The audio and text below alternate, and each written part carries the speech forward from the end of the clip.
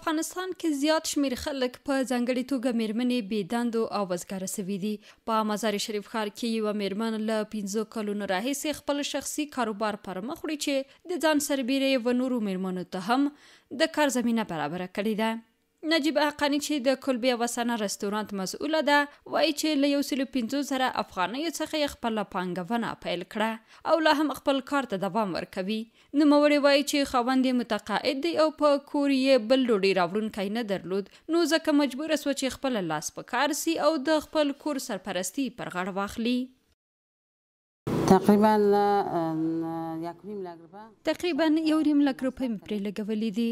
لا ما سره 2 نفره میرمنې دلته کار کوي چې هرې وایي د کور ډوډۍ راوړونکې ده او زه پخپله هم د خپل کور سرپرسته یم. سرپرست فامیل هم هستم. نجیبه وایي چې ورځنی عاید یې تقریبا له 1000 تر 12,000 افغانیو پورې دی چې نیمایي دغه برخه پیسې یې بیرته مصرف کیږي او دوی ته ډیر څه پکې نه پاتې کیږي.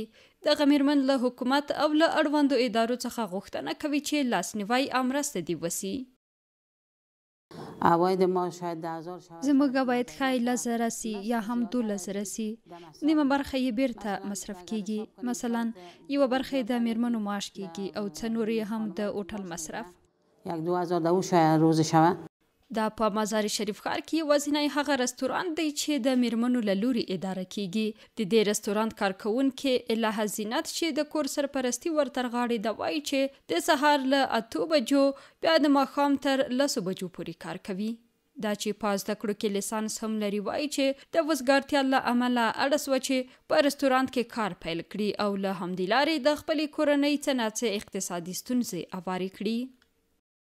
من خودم خود لیسانس هستم. زه په خپله لیسانسه یم. د وزګارتیا له امله اړ سوم چې دلته کار وکړم ترڅو خپلې کورنۍ ته یوه مړۍ ډوډۍ پیدا کړم. از این کار بسیار خوش هستم. زه مې له خپله کاره ډیره خوشحاله یم. د کور سرپرستی مې پلار کوي. زه نیمه ورځ ښوونځي ته ځم او نیمه ورځ دلته کار کوم چې د میاشتې 4,500 افغانۍ راکوي. د دې رستورانت ډیری مشتریان هغه اشخاص دي چې له خپلو کورنیو سره د تفریح لپاره دلته راځي او د دې کلبې د آرامه او خوندي فضا ترڅنګ له خوړو څخه هم راضي دي او وایي چې د یادې کلبې خواړه د ښه خوند او رنګ ترڅنګ پاک او صحي هم دي چې ډیری خلک یې د پارسل په ډول ځینې اوسنۍ خواړه خپلو کورونو ته هم وړي.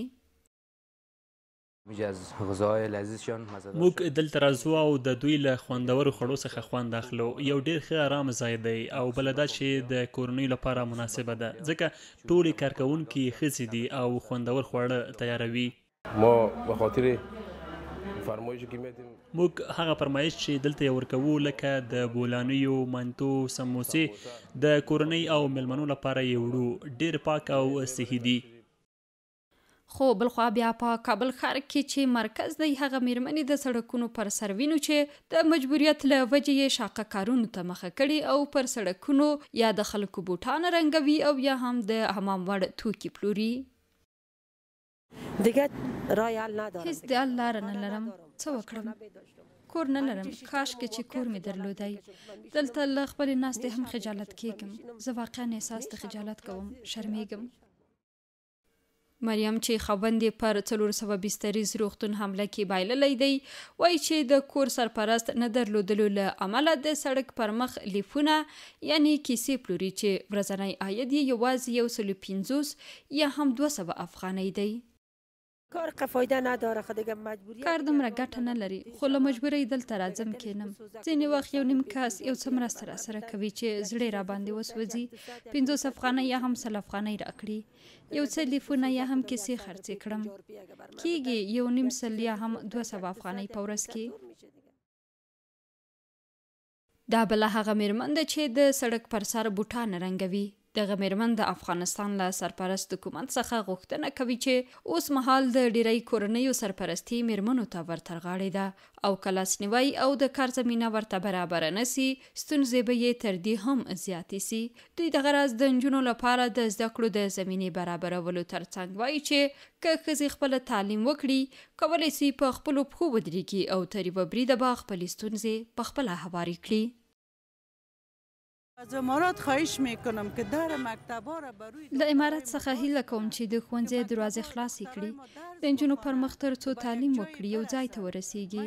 زه دا یوه جدي هیله امارات څخه کوم چې موږ ته د کار زمینه برابره کړي او فابریکې فعالې کړي. په کابل ښار کې داسې مهال میرمنو د سړکونو پر سر شاقه کارونو ته مخه کړې چې ډېری میرمنې د نوي حکومت په راتګ سره په کورونو کېنول سوې او اوس مهال له سختو اقتصادي ستونزو سره لاس او ګرېوان دي. مریم هوتک، CMG، کابل.